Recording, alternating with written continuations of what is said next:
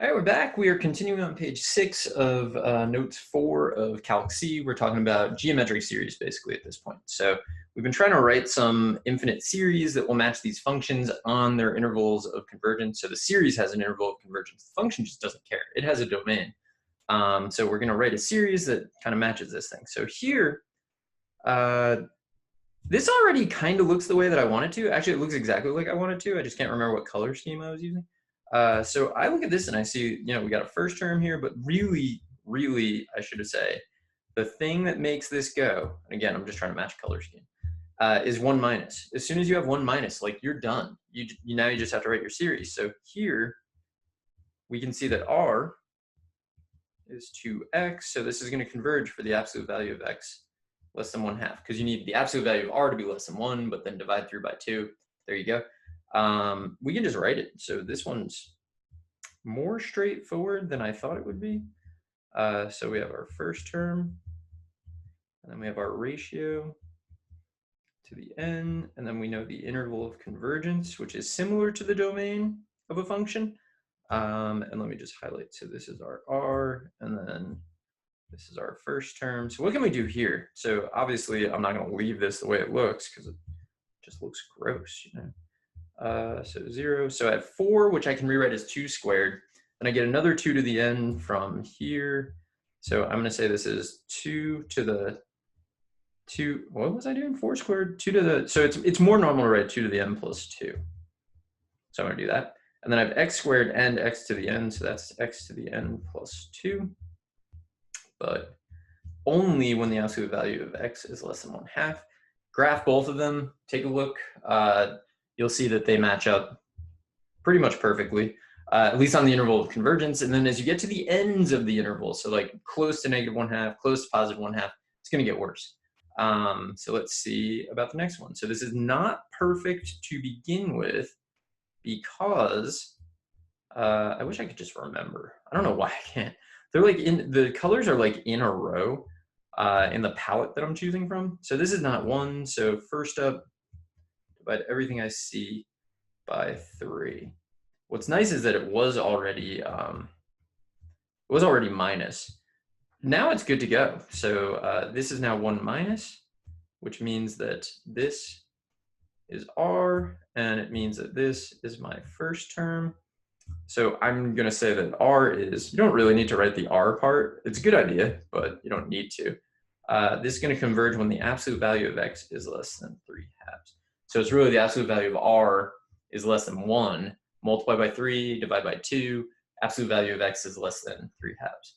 All right, so let's see if we can do write our summation. So we're going to go from 0 to infinity, first term, so x over 3, R, which is 2x over 3, to the n, and then only valid when the absolute value of x is less than 3/2. So this, I'm going to rewrite a bunch.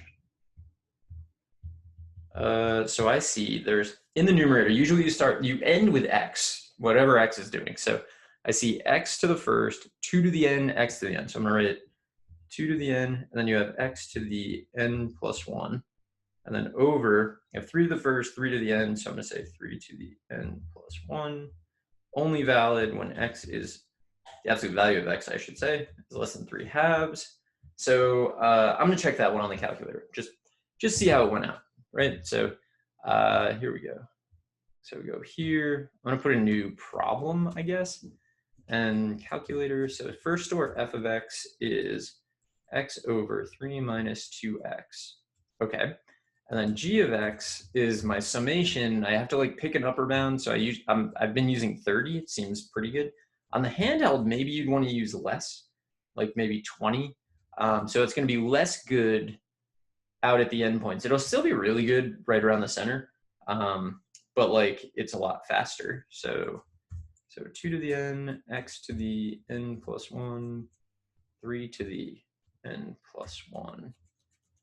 Okay, so if I evaluate g of x, g of 0 is probably going to give me undefined. That's what it gave me last time. It better give it. I don't know. All right, so let's see. We can do the thing where we compare values. So like x equals 0 is definitely going to give us 0, 0. 0.25, let's say. I don't know. Pretty good. As we get closer to 0.5, they should peel apart a little. So 0.49, oh no, 1.5, sorry.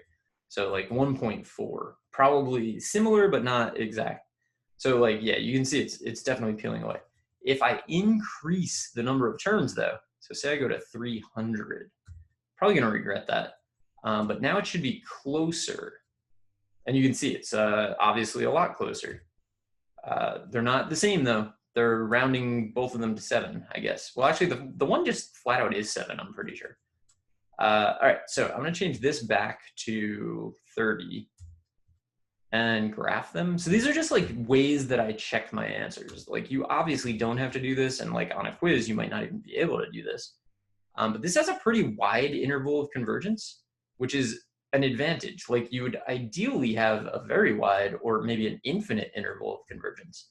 So I'm going to do -1.5 minus 0.1, 1.5 plus 0.1. And I don't really care about the y values. So you can see it's like really good. The interior really good. As you get closer to the endpoints, it's basically got to be wrong as you get closer and closer because you know, the vertical asymptote, and then also the fact that one's a polynomial and one is not a polynomial. So the end behaviors are very different. So all good. So I'm gonna go back to the notes and see about the next type of question and see why would we even do the next type of question. That's part of the question here. It's like, why would I do the next thing? All right, write a series for 1 over 1 minus x in powers of the given. What does that even mean? Powers of the given. So we want powers of the given, whatever. Include the interval. All right, so here's how we're gonna work on this.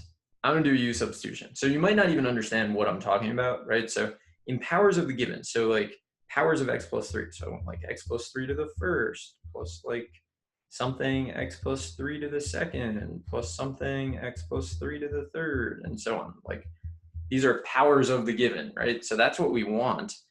So we want it to look like, I want it to look something like that. Maybe there's like a A1 and A2, like whatever, some coefficients, but we want it to look sort of generally like that. So I'm going to do u-substitution because that's how you do these basically. So let that equal u. And if that equals u, then x is going to be u minus 3. So let's take our 1 over 1 minus x and say that's therefore going to be 1 over 1 minus the quantity u minus 3, right? Because x is u minus 3. So we did this. We just made our straight substitution there. So this gives me 1 over 4 minus u. Okay, which is like almost good, right? According to the way that we've been doing these. So this, I messed up my color scheme though. Hold on, we're going back. There. Let's use a different color. Let's say here.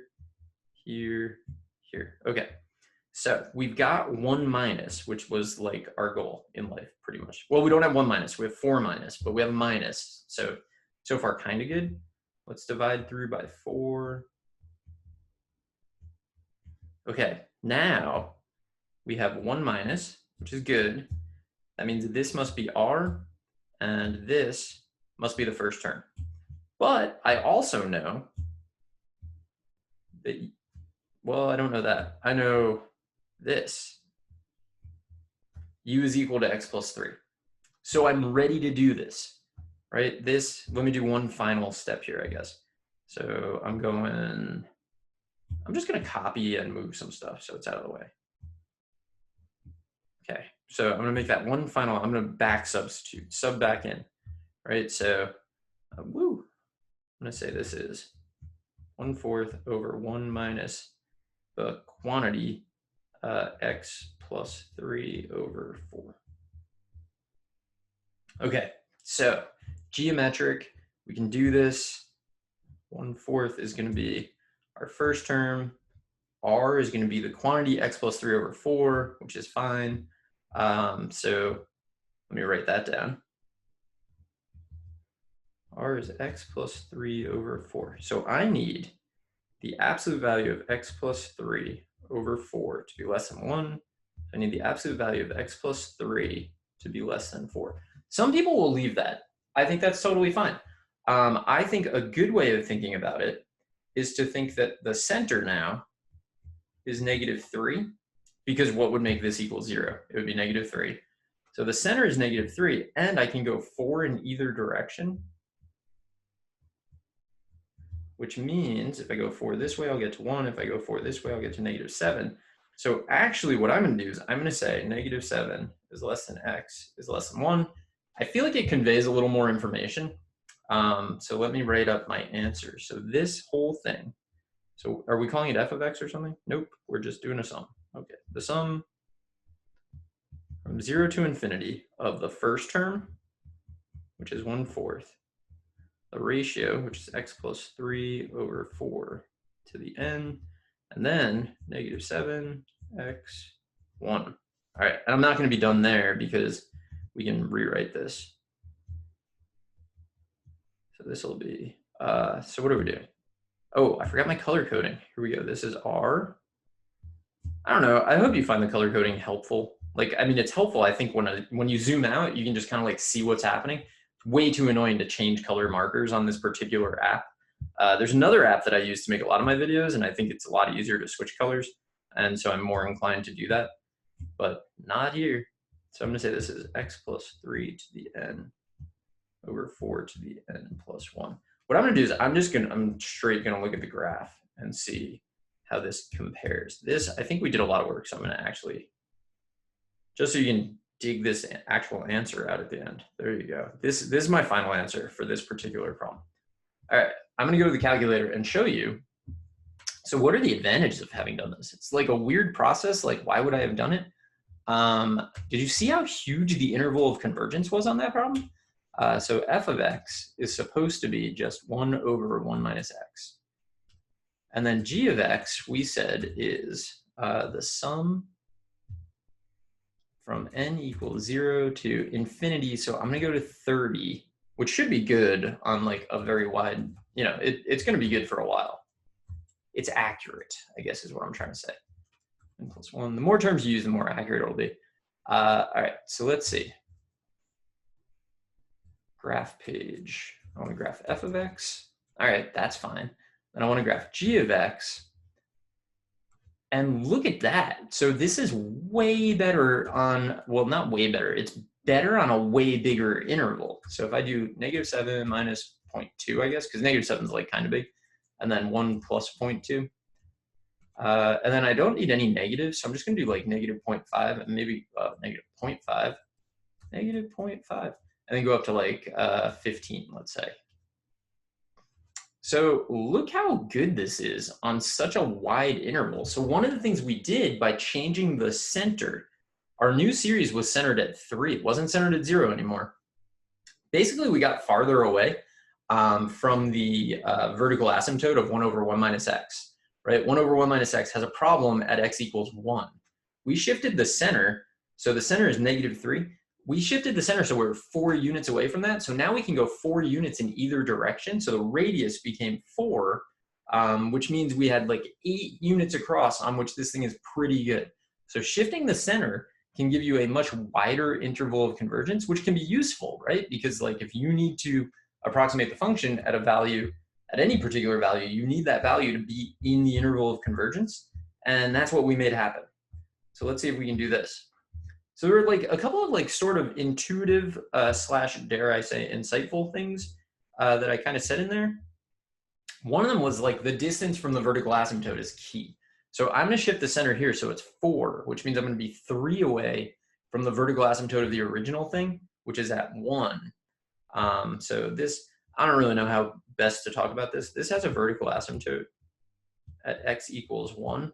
So the radius of convergence is always going to be from the center to the vertical asymptote. So this, when I rewrite this, it's going to have a new center